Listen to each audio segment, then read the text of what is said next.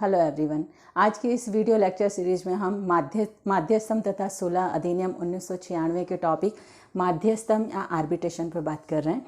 इसमें सबसे पहले हम जानेंगे इसका आशय, परिभाषा और इसके आवश्यक तत्व। अब माध्यस्थम होता क्या है, इस पर अगर हम लोग जाने तो माध्यस्थम वैकल्पिक निस्तारण की एक ऐसी प्रक्रिया है जिसमें विवादों के निस्तारण की मितव्ययी, सरल, अविलंबकारी सुलह प्रक्रिया जो दो या दो से अधिक पक्षकारों के मध्य किसी विशिष्ट विषय से संबंधित विवाद या मतभेद को एक या अधिक मध्यस्थों द्वारा निपटारे हेतु सौंपा जाए तो उसे माध्यस्थम कहा जाएगा। अधिनियम के अनुसार इसे परिभाषित किया है, जिसमें सेक्शंस 2 सबसेक्शंस 1 के अनुसार माध्यस्थम से कोई माध्यस्थम अभिप्रेत है जो चाहे स्थायी माध्यस्थम संस्था द्वारा किया गया हो या नहीं। अर्थात माध्यस्थम को जो परिभाषित किया है उसमें सिर्फ इतना ही अभिव्यक्त किया है कि एक स्थायी माध्यस्थम संस्था के द्वारा विवादों का निस्तारण किया गया हो। माध्यस्थम जनरली एक ऐसा वैकल्पिक निस्तारण की प्रक्रिया है जिसमें जो न्यायिक प्रक्रिया है वो विलंबकारी नहीं होती है और मितव्ययी होती है। जनरली हमारे यहाँ जुडिशरी के द्वारा जो न्यायिक प्रक्रिया का वहन किया जाता है वो अधिक टेक्निकली जटिल प्रक्रिया होती है और उसमें कई समय लग जाता है और काफ़ी खर्चीली प्रक्रिया होती है। और भारतीय परिवेश में जहाँ अधिकतर जनसंख्या ग्रामीण है और निरक्षर है, वहाँ अगर हम ये कल्पना करें कि हर व्यक्ति न्याय प्राप्त कर सके तो ये थोड़ा सा मुश्किल लगता है। 1996 में इस अधिनियम के द्वारा विवादों का निस्तारण करने के लिए, विवादों को सुलझाने के लिए माध्यस्थम जैसी प्रक्रिया को लाया गया, जिसका उद्देश्य संविधान की प्रस्तावना में वर्णित उद्देश्यों को चरितार्थ करना और व्यवहारिक रूप से सार्थक करना तो है ही है, लेकिन साथ में अनुच्छेद 39 क के जो उद्देश्य हैं उन्हें भी व्यवहारिकता के धरातल पर उतारना है। एक ऐसी प्रक्रिया है जिसमें विवादों को मध्यस्थों के द्वारा, और इसमें जो मध्यस्थ होते हैं वे अधिकतर विषम संख्या में ही होंगे, एक हो सकते हैं और एक से ज़्यादा भी हो सकते हैं, जिन्हें पक्षकारों ने खुद ने ही करार के द्वारा निश्चित किया हो या नियुक्त किया हो। माध्यस्थम के आवश्यक तत्वों पे अब हम फोकस करेंगे। तो माध्यस्थम के लिए कुछ अपेक्षित तत्व हैं, कुछ एसेंशियल एलिमेंट्स होना आवश्यक है और वे इस प्रकार हैं, अग्रप्रेषित हैं। फर्स्ट वन है माध्यस्थम करार का होना। माध्यस्थम करार का होना अर्थात दो या दो से अधिक पक्षकार जो माध्यस्थम में अपने विवाद को सौंपना चाहे उनके बीच में कोई करार या कोई ठहराव होना अपेक्षित है। यदि उनके मध्य कोई करार नहीं है या उनके मध्य कोई एग्रीमेंट नहीं है तो माध्यस्थम की वहाँ कोई प्रश्न ही नहीं उठता है कि इस प्रकार की कार्यवाही के लिए वे अपने विवाद को सौंपे।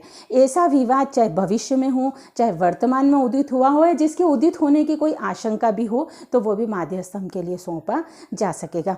अब प्रश्न उठता है कि करार होना चाहिए तो उस करार के लिए कौन कौन सी उसमें उस करार को वैध करार करने के लिए उसमें कौन कौन सी एसेंशियलिटी होना चाहिए।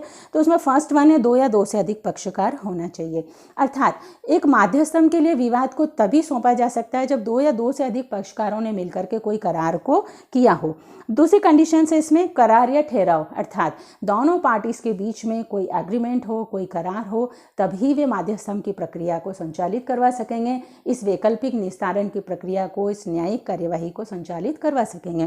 थर्ड कंडीशन से पक्षकार सक्षम हो, अर्थात वयस्क हो, 18 साल से ऊपर हो, किंतु यदि कोई अवयस्क पक्षकार है और उसके संरक्षक की तरफ से कार्यवाही की जा रही है तो भी मान्य होगा वहाँ पर एक अवयस्क पक्षकार की तरफ से भी माध्यस्थम का गठन किया जा सके। तीसरा स्वस्थ चित्त हो, अर्थात अपने द्वारा किए गए कार्य और उससे मिलने वाले परिणामों को समझने की सामर्थ्य रखता हो। और इसमें तीसरी कंडीशन है कि वह पक्षकार किसी विधि के द्वारा अयोग्य घोषित नहीं किया गया हो। आइए नेक्स्ट टॉपिक पे बात करते हैं। स्वतंत्र सहमति अर्थात जिसमें निम्न का समावेश न हो। फर्स्ट वन उत्पीड़न, अर्थात दोनों पक्षकारों ने करार के लिए जो सहमति दी है उसमें किसी भी तरीके से कोई प्रेशराइजेशन नहीं होना चाहिए, कोई प्रपीड़न और उत्पीड़न का समावेश नहीं होना चाहिए। हालांकि उत्पीड़न शब्द आईपीसी से लिया हुआ है, लेकिन फिर भी यहाँ इसका जो आशय निकलता है, इसका जो अर्थ निकलता है वो ये है कि कुल मिला के दोनों पार्टीज के बीच में जो कंसेंट है वो पूरी तरह फ्री होना चाहिए और उसमें किसी भी प्रकार से कोर्शन नहीं होना चाहिए। सेकंड कंडीशन इसमें असम्यक असर, अर्थात एक व्यक्ति दूसरे व्यक्ति की इच्छा को इतना अधिशासित करे कि वो व्यक्ति ब्लाइंड फेथ करके उसकी बात को मान ले। अगर किसी करार में असमयक असर का समावेश है तो वो करार भी स्वतंत्र सहमति से किया हुआ नहीं होगा और वो वॉइडेबल हो जाएगा। थर्ड कंडीशन से इसमें कपट अर्थात झूठ को सच बताना, सच को छिपाना, ये इस तरह से कार्य करके किसी करार को करना, तो वो भी यहाँ पर मान्य नहीं होगा। फोर्थ कंडीशन से मिथ्या व्यपदेशन, मिस रिप्रेजेंटेशंस, अर्थात किसी करार को किसी झूठ के बिहाफ पर करना, बढ़ा चढ़ाकर बखान करना और कुछ ऐसी बातों का समावेश करना जो है ही नहीं, जिनका कोई वजूद ही नहीं है, और इस आधार पर अगर कोई करार किया है तो वो करार पर विवाद होने पर माध्यस्थम की कार्यवाही नहीं की जा सकेगी। फिफ्थ कंडीशन से भूल, किसी भी प्रकार से यदि करार में भूल का समावेश है तो वो भी स्वतंत्र सहमति नहीं मानी जाएगी।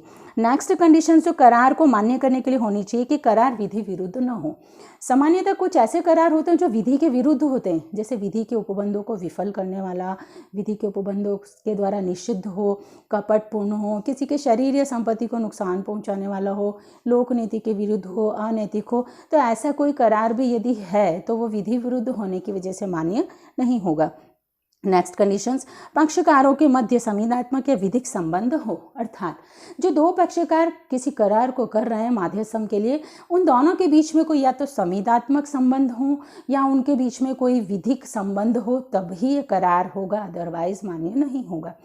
दूसरा जो आवश्यक तत्व माध्यस्थम के लिए होना चाहिए कि विवाद या मतभेद का होना, अर्थात जब दो पक्षकार जिन्होंने कोई करार किया है उनके बीच में कोई विवाद है, कोई विवादग्रस्त संदर्भ, उद्देश्य, प्रयोजन है, तभी माध्यस्थम के लिए उस विवाद को सौंपा जाएगा।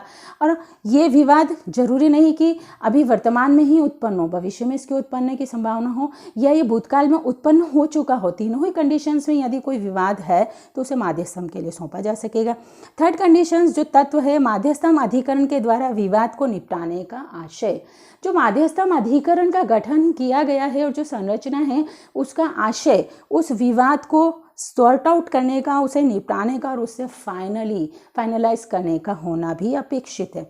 फोर्थ तत्व जो बनता है न्यायिक रीति से निपटारा। सामान्यतः माध्यस्थम अधिकरण के द्वारा जो व्यथित और पीड़ित पक्षकार को न्याय दिलाने की कार्यवाही की जाएगी वो पूरी तरह से न्यायिक रीति से की जाएगी और विधि द्वारा अपेक्षित, जुडिशरी द्वारा जो भी एसेंशियलिटी है वो सारी प्रक्रियाओं का वहन करते हुए इस माध्यस्थम के द्वारा कार्यवाही की जाएगी। नेक्स्ट जो एसेंशियल एलिमेंट्स है, दोनों पक्षकारों को सुनवाई का पूरा अवसर देना। सबसे अहम तत्व पक्षकारों को सुनवाई का पूरा अवसर देना और प्राकृतिक न्याय, नेचुरल जस्टिस के अकॉर्डिंग सबसे पहली आवश्यकता यही होती है कि जब भी कोई निर्णय दिया जाए, चाहे वो किसी भी संस्था के द्वारा दिया जाए, तो वहाँ पर दोनों पक्षकारों को पहले सुनवाई का पूरा अवसर दिया जाए। अदरवाइज इस प्रकार की कार्यवाही जहाँ पक्षकारों को सुना ही नहीं गया है और सीधे निर्णय दे दिया गया है तो वो मान्य निर्णय नहीं कहलाएगा।